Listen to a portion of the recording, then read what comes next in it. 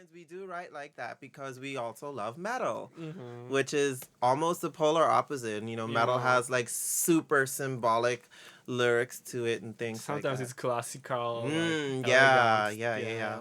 Absolutely. And classical music is a really interesting place Mm-hmm. to study lyrics Oh yeah, true. and the way people used to write and what we take from that, because a lot of people. Oh, and I forgot to put the disclaimer earlier, but this is just our experiences in school and in real life. So everybody writes lyrics differently and whatever. But That's anyway, our ways. Yeah. yes. Um, yes. So in classical music, Yep. one thing that I took away from it is phrasing. So Mm. a lot of the time, like if you listen to Baroque music, like if some of you guys don't know what Baroque music is, it's the one with lots of moving notes. Mm. So they won't say like, "Today I went out alone." They'd be like, "Today Yeah. I went out alone," like something crazy like that. By the way, it's called a melisma, right? Oh, what? How do you say it? Melismatic. Melisma? Yeah. Maybe. Yes. Yeah. So you would have like all these weird phrasings, and the reason why the phrasing was so different from song to song and sentence to sentence sometime is because one, you want it to sound like the way you speak. Mm. You know, um, I I am sitting here. I am sitting here with Kotaro, Yeah. Vabo. Anyway. Yeah. I am sitting here with Very good. Vabo. Thank you.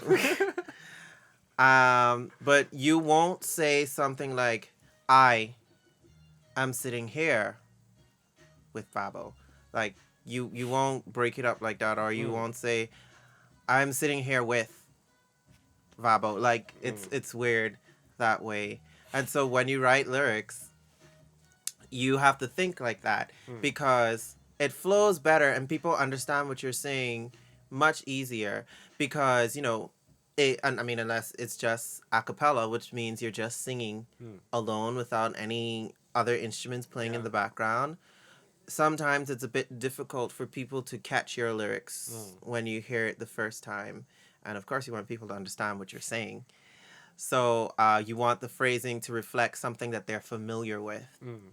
you know Sometimes people want to be a bit more creative and and chop it up in like kind of weird ways, but Yeah. that's just artistic. Like I see tunics to no see. Dun, dun, dun, Yeah. dun, dun, dun. Yeah, if you want to get like some kind of feeling like that. Yeah. There's also um when I studied a lot of literature. Mm. um Well, just now he whispered my other name. My given name is Gregory Devon Yeah. by my family. Um, Noshi. Noshi actually started off as a writer name, a pen name.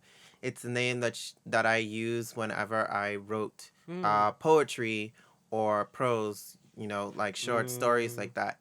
And so I had a lot of I wrote a lot when I was a child, maybe when I was like 10, Mm. 9, something like that, elementary school. Yes, little baby me.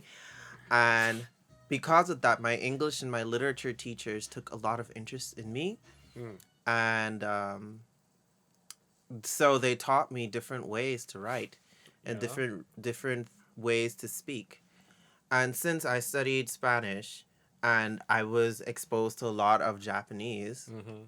I also knew there were different ways to understand the same thing in a different language. True. Yeah. So I don't know. It's like there are some words that cannot directly be translated. Like That's so true. in Japanese, the most famous one is probably kimochi. Yeah. Yeah, which it doesn't really have a direct translation. It is the description of like Feeling. like like a feeling, Yeah. an emotion, no particular emotion, but an and Yeah. emotion in general. And so when you're exposed to that sort of thing in your English writing, you want to say kimochi, but you can't say it because you don't want to write Japanese sometimes.